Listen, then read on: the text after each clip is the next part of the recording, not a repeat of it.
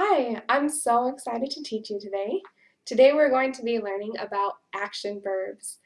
Now we've talked about nouns and how they are person, place, or thing, but today the verbs that we're going to be learning about are the things that the nouns are doing.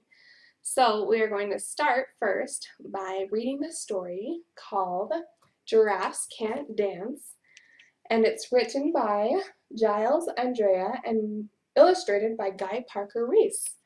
Now, as we're reading this story, I want you to pay close attention to the action verbs. Remember, they'll be close to a noun and describing what the noun will be doing.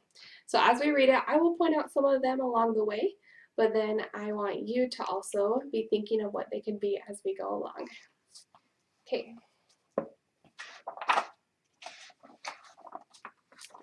Giraffes can't dance. Gerald was a tall giraffe whose neck was long and slim, but his knees were awfully crooked and his legs were rather thin. He was very good at standing still and munching shoots off trees, but when he tried to run around, he buckled at the knees. Now every year in Africa, they hold the jungle dance where every single animal turns up to skip and prance.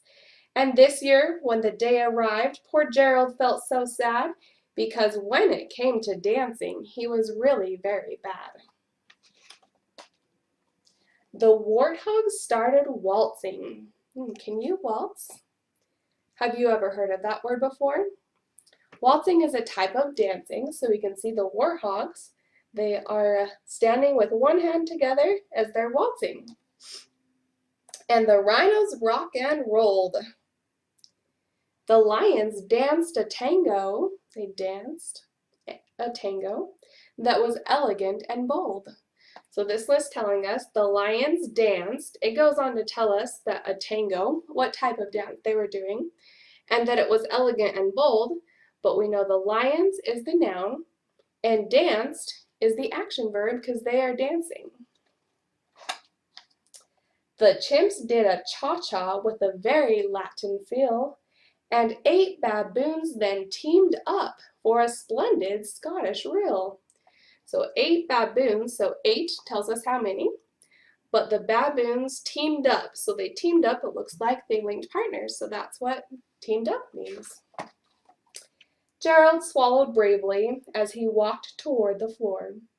So Gerald swallowed, can you swallow? As he walked toward the floor, what do you think he is feeling?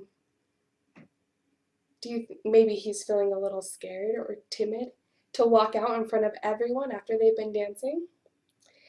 But the lions saw him coming and they soon began to roar. "Hey, look at clumsy Gerald," the animals all sneered. "Giraffes can't dance, you silly fool. Oh, Gerald, you're so weird."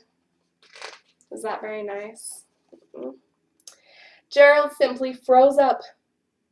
He was rooted to the spot. "They're right," he thought. "I'm useless. I feel like such a clot."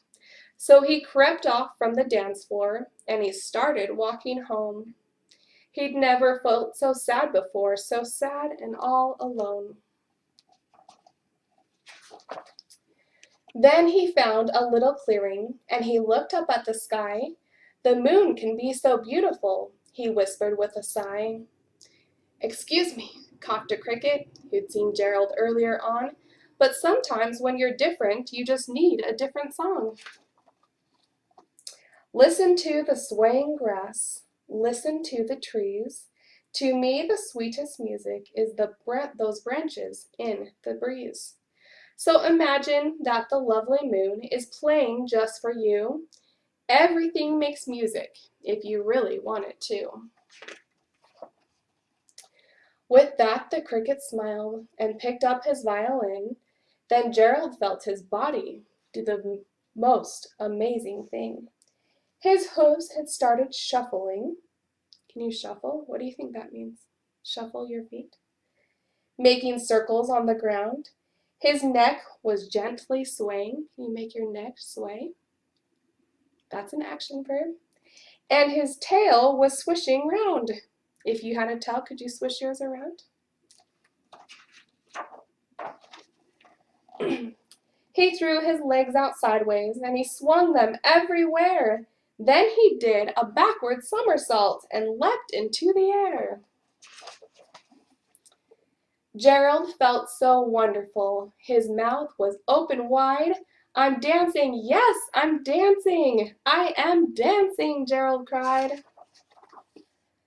Then one by one each animal who'd been there at the dance arrived while Gerald boogied on.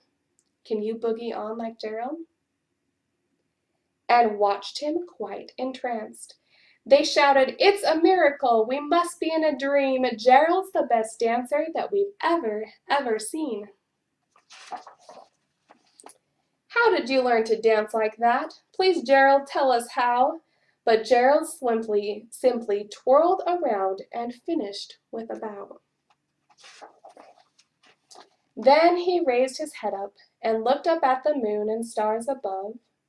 We all can dance, he said, when we find music that we love.